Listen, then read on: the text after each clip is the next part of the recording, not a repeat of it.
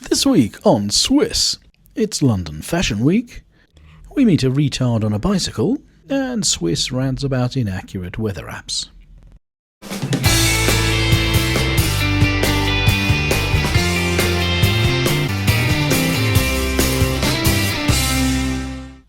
Welcome one and all to another edition of Swiss's Commuting Chaos. And if you're new to the channel or haven't yet subscribed, hit the pause button and subscribe. Yeah, so Steve-O, we're back. Always good to be back, Carl, always good to be back. Yeah, Steve-O, it turns out that it's London Fashion Week. And let me tell you, mate, retro's back in, because Alan here, he's sporting a pair of strides that he wore when he was 11 years old. And you know what, mate, it looks as though they're still a good fit. Oh, yeah, Carl. Nothing screams high fashion more than showing about 7 or 8 inches of white sock beneath your trousers.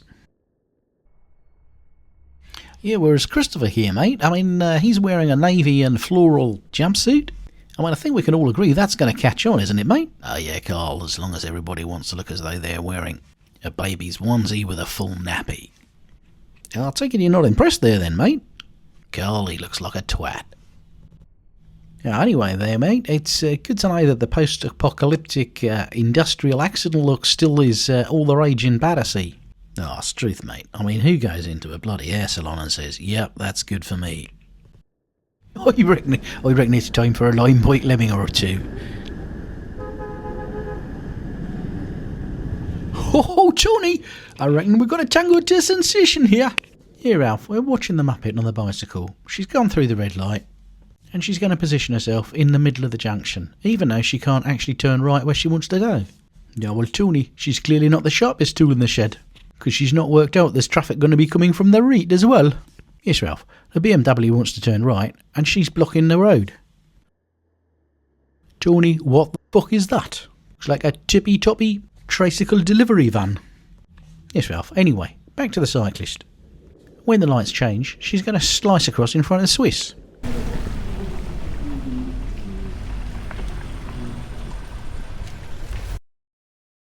Now it turns out that Swiss checks the weather forecast every morning so he doesn't get caught out on his bike. And he particularly likes it when it says it's not going to rain. There is literally a 0% chance of it raining. According to the BBC weather app, that is. Because it means he doesn't have to put his waterproof over trousers on. He's got his winter motorbike trousers on, and they're waterproof to a certain extent, as long as it doesn't tip down with rain when he's halfway there. And of course, once he's got to work, it's going to stop raining, and it's going to be clear all day until he has to get back on the bike, and then it starts raining again, even though the BBC said there's no rain coming. The people that run the BBC weather app, they've got one fucking job to do, and they can't even do that right. So Steve-O, we're at Vauxhall here, mate. Yeah, Carl, and it looks like we've got a gimp in training.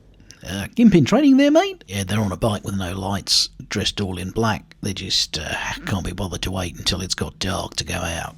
Yeah, right you are there, mate. Yeah, Carl, so he's pulled forwards to the cycle lane. He's watching all the cyclists go by.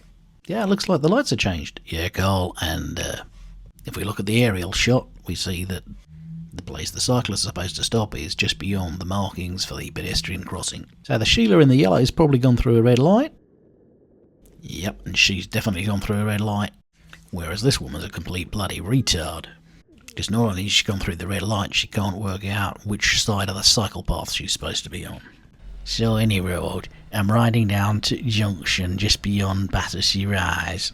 And knowing my luck, some crackhead in a German saloon car will probably pull out in front of me. Oh, bugger. Well, it doesn't look as though the conditions are great for riding a motorbike here, so you gotta hope that the other road users are gonna give you plenty of space and plenty of time for indication. Turns out that Morgan Freeman chap is not as nice as everybody makes out.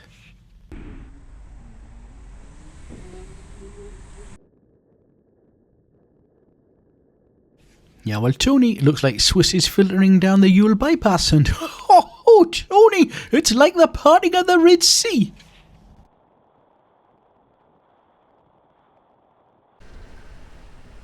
There'll be a red light then, mate, you've just gone through. Well done.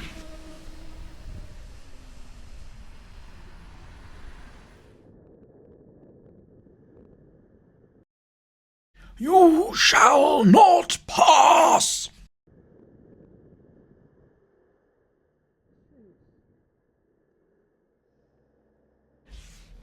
So what we got here is a complete numbnuts. He's gone through the red light and he's positioned himself in the middle of the bloody road. He wants to go straight on, but there's a green filter light for the traffic going left. So when the bus comes down the inside of him, it has to actually go onto the pavement to avoid clipping him. He thinks he's being clever, but he's nothing more than a numbnuts. So we're back at Battersea Rise, and it turns out we've got a cyclist coming towards us who's gone through a red light and he's going to play chicken with the traffic that's coming around the corner. What a tomb fat. I'm telling you, it's Kaiser Soze!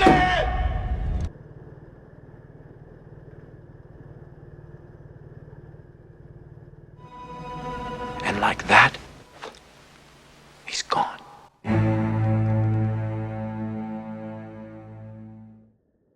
Now, I have been blocked before whilst filtering, but never quite as blatantly as this. I could see quite clearly from the wing mirror, but it doesn't show up in the footage, that he takes a look in his mirrors, sees I'm there, then takes a second look before pulling out as wide as he can possibly get, so I can't get past. And here's the view from the Insta360. Arse! And an additional little cautionary tale. I'm approaching the traffic lights at the Ewell bypass, and my attention is initially taken up with the blue flashing lights on the ambulance up ahead. However, as I'm filtering through the traffic, I also notice that there is a rather beautiful and very expensive Ferrari, and need to make sure I don't make contact with it as I'm filtering through. And of course, I'm not paying attention to the enormous rut in the middle of the road, which delightfully pitches me towards the Ferrari, and it's only by an inch or so that I avoid making contact. Really rather squeaky bum time. So Swiss is coming down Cowcross Street, and it's a one-way road in this direction. And as he tries to filter around the outside of the stationary car, this knobhead's going to be coming round the corner and turn the wrong way down a one-way street.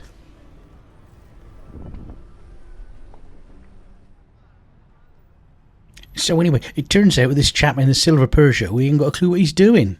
He's got two wheels in the lane to go to Southwark, most of his car's over the bike lane, and the other two wheels are in the lane to take him to Lambeth. He's now decided the bike lane's best for him.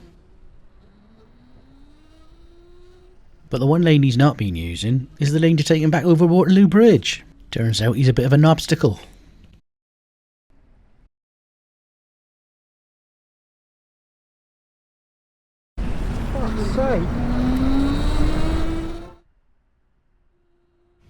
Oh, Tony, looks like we're filtering down the A3 again. Yes, Ralph. Looks like Swissy's being a bit cautious when trying to filter between these two vans. Oh, well, can he see that I blame him? He's a fully paid up member of the Self-Preservation Society. Oh, Tony, did you see that? Yes, Ralph. Turns out little Napoleon here's cut across the lanes. He has said sorry. Now, well, that's of cold comfort, of course, when a Nissan X-Trail has made your entrails become X-Trails themselves. Ralph, you do have a point. Now, so Steve-O, looks like we're the headline act again. As always, Carl, as always. It appears that Swiss is at the Wandsworth roundabout, mate. Yep, he's approaching a set of traffic lights and they're about to change. It looks like there's plenty of time for stopping distance there. Well, of course, unless you drive a Mercedes. Do you reckon the Mini went through, mate, because he's got paired brakes? No, Carl, he went through because he's a cat. Thanks for watching, and if you've enjoyed this video, hit the like button. And stay safe out there, guys, because it's a bloody mad world.